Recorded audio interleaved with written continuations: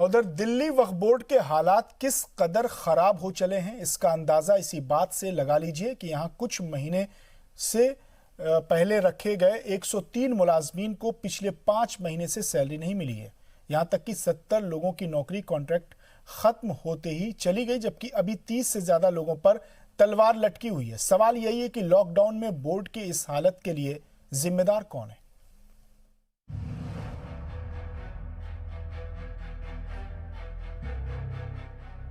यूं तो मुल्क के किसी भी सूबे के वक्फ बोर्ड का हाल देख लीजिए, आपको करोड़ों अरबों के इमलाक होने के बावजूद भी बदहाल ही नजर आएगा।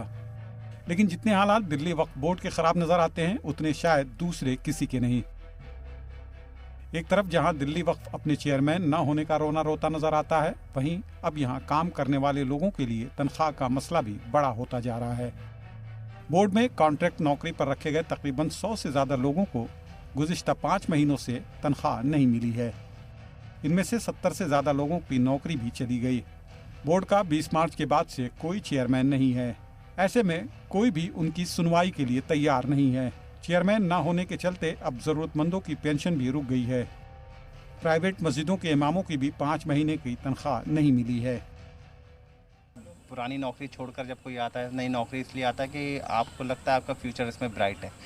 जब यहाँ आया तो लगा कि हाँ फ्यूचर ब्राइट होगा। 2, 4, 5, 6 महीने, 7 महीने, साल भर सही काम चला। अब देखा जब से लॉकडाउन से 2-3 महीने पहले से जब हम लोगों ने बहुत मेहनत करना स्टार्ट करी, सब मिल के पूरी टीम, जितने हम नए लड़के, पुराना स्टाफ, सब ने मिल के दंगा पीड़ितों के लिए काम किया, चाहे वो मुसलमान हो या कोई हिंदू हो। लेकिन जब हमने ये सारी चीज़ें करी, जब से हमें सैलरी नहीं आ रही। अब आप ये बताइए, जब हम दूसरों के चूल्हे जला रहे थे, दूसरों के घर हम बसा रहे थे, तो हमें ये नहीं पता था कि हमारा घर भी उजड़ रहा है पीछे। हमें तकरीबन 5 महीने होने वाले, मतलब जून में हमें 5 महीने हो जाएंगे और हमें सैलरी बिल्कुल नहीं मिली। 15 जून को पूरे 4.5 महीने हो गए और अभी तक सैलरी का कुछ आता पता नहीं है।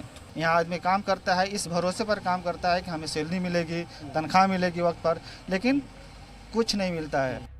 वक्फ बोर्ड के मुलाजिमों की सैलरी से लेकर पेंशन तक के मसले हल होने का इंतजार कर रहे हैं, लेकिन हैरानी इस बात की है कि जवाब देने को कोई तैयार नहीं। दिल्ली वक्फ बोर्ड कई तरह की समस्याओं से इस वक्त जूझ रहा है। मुलाजिमों की सैलरी का मसला तो है ही, इसके साथ साथ पेंशन का मामला भी यहाँ अभी भी अटका हुआ है। इन तमाम सवालों की बाबत हम जवाब चाहते थे अधिकारियों से। इसी को लेकर दिल्ली वक्फ बोर्ड के हम दफ्तर भी पहुंचे, लेकिन इस सिलसिले में बात करने को कोई भी तैयार नहीं है।